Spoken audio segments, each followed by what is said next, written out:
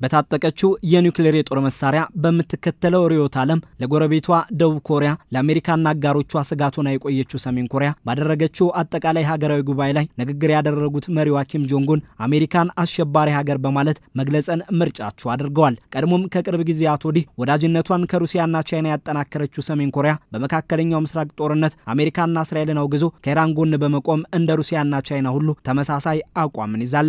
ምንም እንኳን ኪም አሜሪካን አሸባሪ ሀገር ሲሉ ቢገልጹም እየመሯት ያሉትን ፕሬዚዳንት ዶናልድ ትራምፕን በስም ጠርቶ ከመተቸት ተቆጥበዋል። የሰሜን ኮሪያው መሪ ኪም ጆንግ ኡን አሜሪካ ቀደም ሲል በቬንዙዌላ ወታደራዊ ዘመቻ በማድረግ ፕሬዚዳንት ኒኮላስ ማዱሮን መያዟንና በመካከለኛው ምስራቅ በኢራን ላይ ከእስራኤል ጋር በጥምረት ወታደራዊ ተልእኮን እየፈጸመች መሆኗን በሚጠቁም መልኩ ዩናይትድ ስቴትስ አሜሪካ በዓለም ዙሪያ መንግስታዊ ሽብርተኝነትና ወረራን እየፈጸመች ነው በማለት ነቅፈዋል። ኪም ለሰሜን ኮሪያ የኒውክሌር የጦር መሳሪያ የማትደራደርበት ጋሻዋ እንደሆነ በመጠቆም መቼም ቢሆን የኒውክሌር ባለቤት ሀገርነቷን አትተውም ሲሉ አጽንኦት ሰጥተዋል። ከደቡብ ኮሪያና አሜሪካ በኩል ሰሜን ኮሪያ የኒውክሌር የጦር መሳሪያ ባለቤትነቷን እንድትተው የመደራደር ፍላጎቶች መኖራቸው ቢታወቅም መሪው ኪም ጆንግ ኡን ቀደም ብሎም ከአሜሪካው ፕሬዚዳንት ዶናልድ ትራምፕ የቀረበላቸውን የንነጋገር ጥሪ የፒዮንግያንግን የኒውክሌር ሀገርነት እስከተቀበሉ ድረስ ማለታቸው ይታወቃል። በተደጋጋሚ የኒውክሌር የጦር መሳሪያ ባለቤትነቷን እንደማትተው ስትገልጽ የቆየችው ሰሜን ኮሪያ አሁንም በጠቅላላ ጉባኤዋ ላይ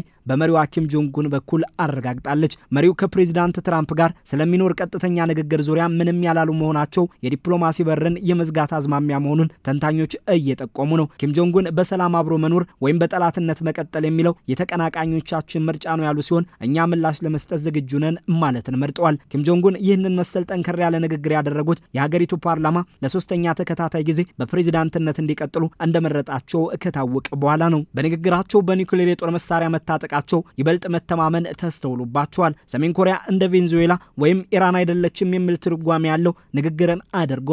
በአሜሪካ ወታደራዊ ዘመቻ የቬንዙዌላው ፕሬዚዳንት ኒኮላስ ማዱሮ ሲያዙ ከእስራኤል ጋር በጥምር እየፈጸመችው ባለው ጥቃት የኢራን ሁለንተናዊ መሪ የነበሩት አያቶላህ አሊ ኻሜኒን ጨምሮ ከፍተኛ ወታደራዊና ፖለቲካዊ ባለስልጣናት ሕይወት ማለፉ ይታወቃል። የሰሜን ኮሪያው መሪ ኪም ጆንግ ኡን የኒውክሌር የጦር መሳሪያ የማንደራደርበት ጋሻችን ነው ማለትና የአሜሪካን ወታደራዊ ተልእኮችን በአሸባሪነትና ወራሪነት ፈርጆ መግለጽ እንደ ቬንዙዌላ ወይም ኢራን አይደለንም ለመሰል ጥቃቶችም የከፋ ምላሽ መስጠት እንችላለን የሚል መልእክት ለማስተላለፍ ያለመ ተደርጎ የሚወሰድ ነው። ኪም ጠላት ያሏቸው ኃይሎች የሰሜን ኮሪያን የኒውክሌር የጦር መሳሪያ ባለቤትነት ለማስቀረት ጫና ለማሳደር ቢሞክሩም እምቢታን መምረጣችን አሁን ለደረስንበት የኒውክሌር ባለቤት ሀገርነት አስተዋጽኦ አድርጓል ሲሉም ተናግረዋል።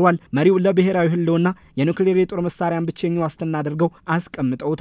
አሁን ላይ ሰሜን ኮሪያ የሚያስፈራሯት አይደለችም፣ ስጋትን ለማስወገድም ኃይል አላት ሲሉ ጠንከር አድርገው መናገርንም መርጠዋል። ሰሜን ኮሪያ በኒውክሌር ሳቢያ ተደራራቢ ኢኮኖሚያዊ ማዕቀቦች ያሉባት ሀገር መሆኗ የሚታወቅ ሲሆን የኪም የቅርብ ንግግር ሀገሪቱ በኒውክሌር የጦር መሳሪያዋ ላይ ምንም አይነት የመደራደር ፍላጎት እንደሌላት የሚያሳይ ሆኗል። የኒውክሌር የጦር መሳሪያ ባለቤትነቷን የማዕቀቦች ጫናን ከሚቋቋም ምጣኔ ሀብት ጋር ይዞ የመዝለቅ ፍላጎት እንዳላትም ጠቋሚ ነው። በእርግጥ መሪው ከጥቂት ሳምንታት በፊት በአጠቃላይ ሀገራዊ ጉባኤው መጀመር ወቅት ከአሜሪካ ጋር የኒውክሌር ሀገርነት እውቅና እንዲሰጣቸውና ንግግር በማድረግ የተጣሉባት ማዕቀቦች እንዲረግቡ ፍላጎት እንዳላቸው ታይቶ ነበር። የአሁኑ ንግግራቸው ግን በኒውክሌር የጦር መሳሪያ ባለቤትነታቸው ይበልጥ መተማመን የተስተዋለባቸው ሲሆን አሜሪካንም አሸባሪና ወራሪ ሀገር ሲሉ በድፍረት ገልጸዋታል። በጊዜው ከሰሜን ኮሪያ ጋር ድርድሮች እንዲደረጉ የምትፈልገው ደቡብ ኮሪያን ለሰሜን ኮሪያ ውድቀት እየሰራች ነው በማለት በቋሚ ጠላትነት እንደሚፈርጇት ጠቁመውም ነበር። ኪም ጆንግ ኡን በአሁኑ ንግግራቸው ደቡብ ኮሪያን ፍጹም ጠላት ሀገር ያሏት ሲሆን ምንም አይነት ትንኮሳ ብታደርግ ምሕረት የለሽ ምላሽ ይጠብቃታል ሲሉ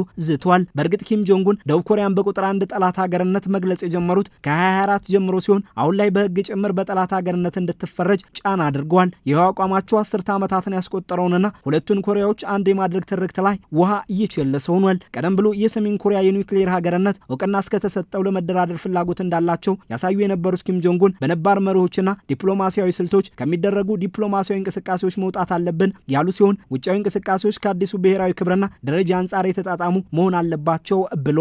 የኪም ጆንግ ኡን ሰሜን ኮሪያ ከሩሲያ ዩክሬን ጦርነት መጀመር ወዲህ ከሞስኮ ጎን በመቆም በሺዎች የሚቆጠሩ ወታደሮቿን ያሰለፈች ሲሆን በዚህ ወዳጅነቷ የዘመኑን የውጊያ ስልትና ወታደራዊ ቴክኖሎጂዎችን ከሞስኮ አግኝታበታለች።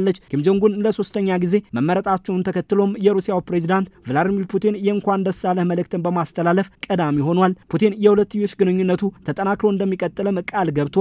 ይህም የሁለቱ ሀገራት ግንኙነት ምን ያክል እየጠነከረ ለመምጣቱ ጠቋሚ ሆኗል። አሜሪካ በሰሜን ኮሪያ በቁጥር አንድ ጠላትነት የተፈረጀችው ደቡብ ኮሪያ ዋነኛ ወታደራዊ አጋር መሆኗ ሲታወቅ ወታደሮቿ ጭምር በምድሯ ይገኛሉ። የሰሜን ኮሪያን ጥቃት መከላከልን ያለመ የጋራ የጦር ልምምድንም በተደጋጋሚ እንደሚያደርጉ ይታወቃል። በእርግጥ ልምምዶቻቸው በፒዮንግያንግ እንደ ወረራ ልምምድ ሲቆጠሩ በአዳዲስ የጦር መሳሪያ ሙከራዎች እንደሚታጀቡ ይታወሳል። ኪም ጆንግ ኡን ለስልታዊ ስጋቶች ትክክለኛና እርግጠኛ ምላሽ ለመስጠት ዝግጁ ነን ባሉበት አሜሪካና ወዳጆቿ የኒውክሌር መሳሪያዎችን ወደ ዙሪያችን ሀገራት ማስገባታቸው የቀጠናውን ደህንነት አደጋ ላይ የሚጥል ነው ሲሉ መሰል ተግባራት እንዲቆሙ አስጠንቅቀዋል። ኪም ጆንግ ኡን በወቅታዊ የአሜሪካ እንቅስቃሴ ላይ ያላቸውን ስጋት አሜሪካን አሸባሪና አውራሪ ሀገር ሲሉ በመተቸት አንጸባርቀዋል። እንደ ቬንዙዌላ ወይም ኢራን አይደለንም ለማለት በሚመስል መልኩም አስተማማኝ ጋሻ የኒውክሌር የጦር መሳሪያ አለን፣ በዚህም አንደራደርም ማለትን መርጠዋል። የዲፕሎማሲ በሩንም ደቡብ ኮሪያን ቁጥር 1 ጠላት ሀገር አድርጎ በመፈረጅና በነባር መርሆችና ዲፕሎማሲያዊ ስልቶች ከሚደረጉ ዲፕሎማሲያዊ እንቅስቃሴዎች